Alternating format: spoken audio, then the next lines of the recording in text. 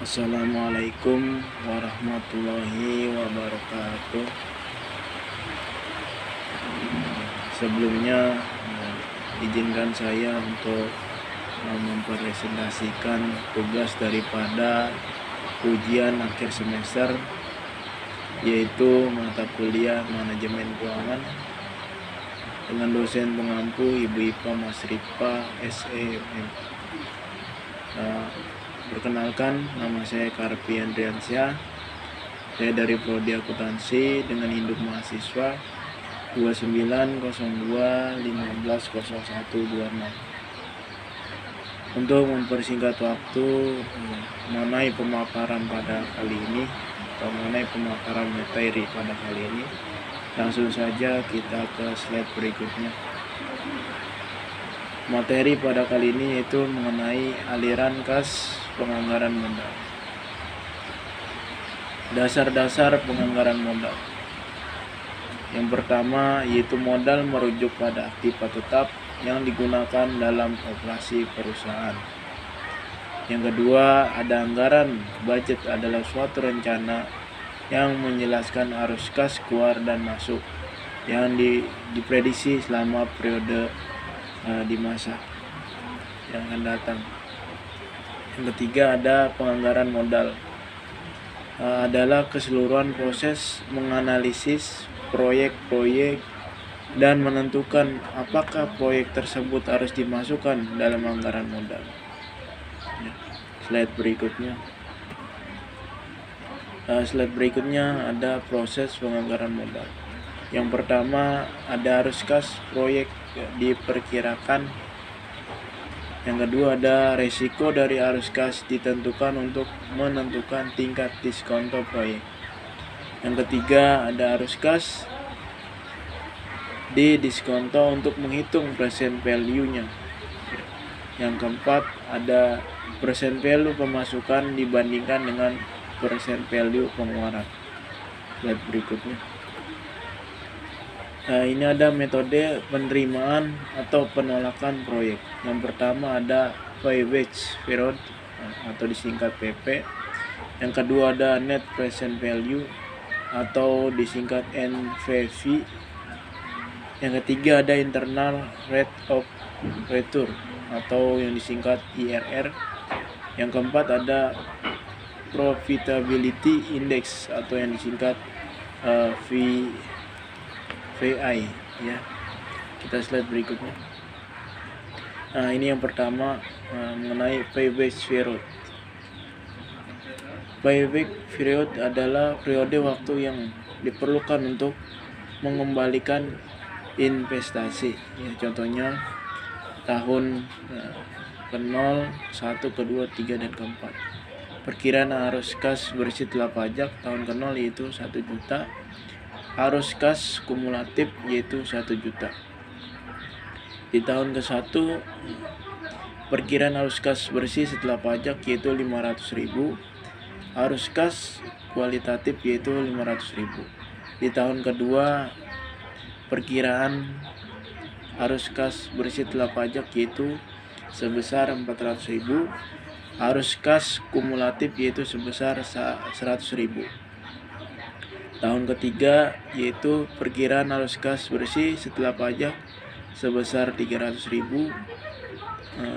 Arus kas kumulatifnya yaitu 200.000. Di tahun keempat perkiraan arus kas bersih setelah pajak yaitu 100.000. Arus kas kumulatifnya yaitu sebesar 300.000. Kita ke slide berikutnya. Ya. Payback period pada tahun ketiga atau tepatnya jika arus kas sepanjang tahun ketiga sama pada 2 tahun ditambah 100 dibagi 300 sama dengan 2,33 tahun atau sekitar 2 tahun 4 bulan. Slide berikutnya. Nah, ini keuntungan dan kelemahan metode payback period. Keuntungan mudah dihitung dan mudah dimengerti, memberikan informasi risiko dan likuiditas proyek. Sedangkan kelemahan daripada metode Feiwitz Firod, yaitu mengabaikan arus kas setelah Feiwitz Firod mengabaikan nilai waktu uang. Ya, itu keuntungan dan kelemahan daripada Feiwitz Firod. Atau slide berikutnya. Nah, ini ada contoh. Perusahaan PT Indomobil Prime Energy mengusulkan proyek investasi dengan dana yaitu 800 juta dan ditargetkan dan investasinya setiap tahun adalah 80 juta. Berapa payback period? Jawabannya itu diketahui nilai investasi sebesar 800 juta. Proceeds yaitu 80 juta. Caranya itu 800 juta dibagi 80 juta, berarti sekitar 10 tahun. Kita slide berikut. Nah, yang kedua itu mengenai net present value.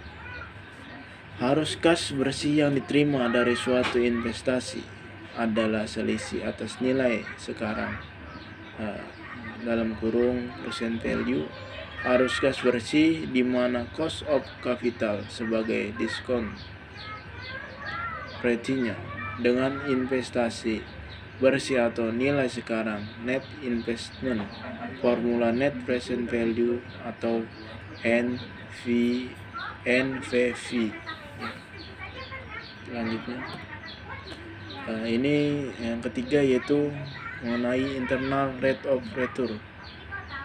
Internal rate of return atau yang disingkat IRR adalah diskon rate yang menyamakan present value arus kas bersih dengan present value investasi net.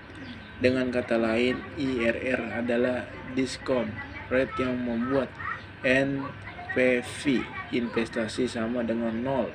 Internal rate of return. Itu penjelasan mengenai internal rate of return. Ya, selanjutnya. Selanjutnya itu menjelaskan mengenai yaitu profitabilitas index. Profitabilitas index atau yang disingkat VI atau sering disebut dengan benefit cost ratio BCR adalah rasio antara present value arus kas bersih dengan investasi net.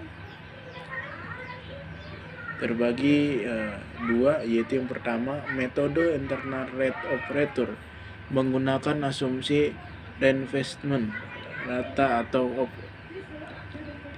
opportunity cost yang salah, di mana aliran arus kas diasumsikan akan diinvestasikan kembali dengan tingkat keuntungan menginvestasikan kembali sebesar internal rate of return proyek yang memiliki risiko yang sama.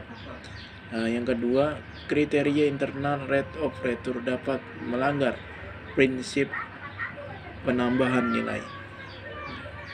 Metode net present value selalu memperhatikan penambahan nilai. Terus dengan menggunakan NPV, nilai perusahaan adalah merupakan jumlah nilai keseluruhan proyek. IRR dapat memberikan hasil adanya multi-V rate of return. Ya. Slide berikutnya. Nah, itu materi yang saya jelaskan mengenai yaitu aliran kas penganggaran modal. Ya, mungkin hanya ini yang bisa saya presentasikan. Kurang dan lebihnya saya mohon maaf. Assalamualaikum warahmatullahi wabarakatuh.